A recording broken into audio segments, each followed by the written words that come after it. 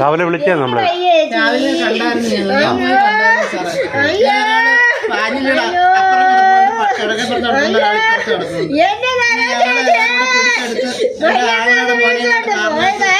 രണ്ടുപേരെ എന്റെ ഭർത്താവെല്ലാം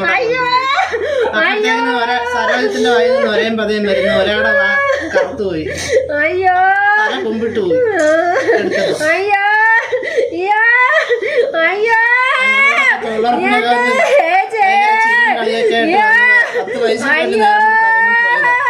എല്ലാം പാവപ്പെട്ടവരായിരുന്നു രണ്ടുപേരും.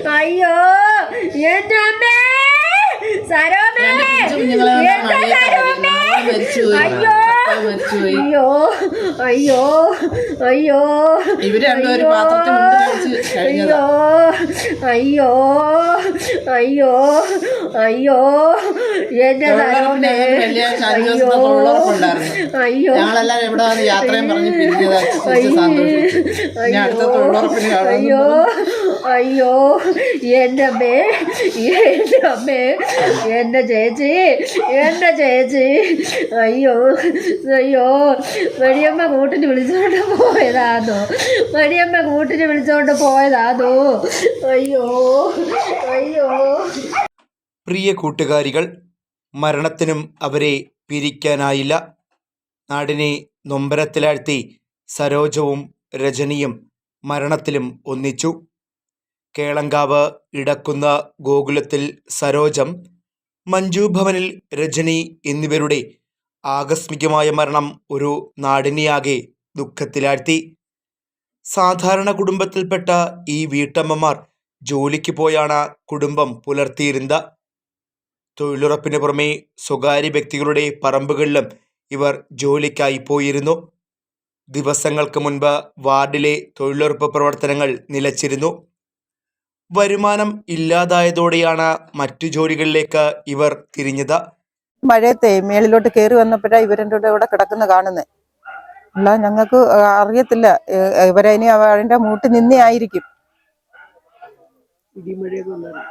ഇടി ഉണ്ടായിരുന്നു, ഭയങ്കര ഇടിയായിരുന്നു. ഞങ്ങള് താഴെ ഞങ്ങളുടെ അയ്യത്ത് നിൽക്കുമായിരുന്നു.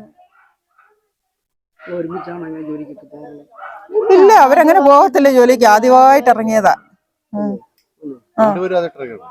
രണ്ടുപേരും ആദ്യമായിട്ട്, എല്ലാരും ആദ്യമായിട്ട്. ഇല്ല, തൊഴിലുറപ്പൊക്കെ കഴിഞ്ഞപ്പോ, ശുചീകരണം കഴിഞ്ഞപ്പോ എല്ലാരും ചുമ്മാ വീട്ടിൽ ഇരിക്കില്ല ഒരു ഇതിനെ ഇറങ്ങിയതാ. അല്ലാതെ അവരൊന്നിനും പോകത്തില്ല, ഒന്നിനും പോകുന്നതല്ല. തൊഴിലുറപ്പുണ്ടെങ്കിൽ പോവും, ഞങ്ങളെല്ലാരും പോവും. ഞങ്ങള് രണ്ടു പെണ്ണുങ്ങളെ ഉള്ളു. എനിക്ക്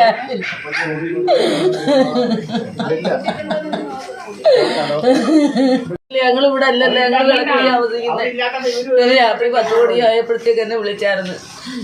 വിളിച്ചിട്ട് കാര്യമൊക്കെ പറഞ്ഞപ്പോഴാണ് എൻ്റെ ആങ്ങളെ എന്നെ വിളിച്ചത്. ഞാൻ പറഞ്ഞു ആരോ വിളിക്കുന്നു പറഞ്ഞു. ഞാൻ ഫോൺ കട്ട് ചെയ്തിട്ട് പിന്നെ അവനോട് സംസാരിക്കുമായിരുന്നു. ഇന്നിപ്പോ ഇന്ന് രാവിലെ ഒരു 10-11 മണിയായപ്പോഴാണ്. ജോലി സ്ഥലങ്ങളിൽ മാത്രമല്ല, എല്ലായിടത്തും സരോജവും രജനിയും ഒന്നിച്ചായിരുന്നു. ഇവരെ എപ്പോഴും നാട്ടുകാർ ഒന്നിച്ചാണ് കണ്ടിരുന്നത്.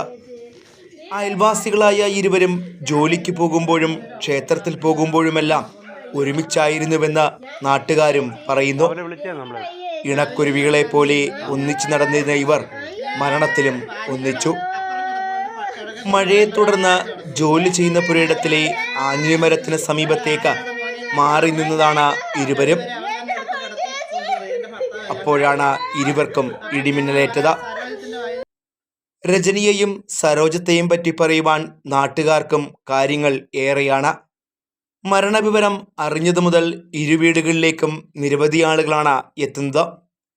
എല്ലാവരോടും വളരെ സ്നേഹത്തോടെ ഇടപെടുന്നവർ, എല്ലാവർക്കും പ്രിയപ്പെട്ട 2 വീട്ടമ്മമാർ.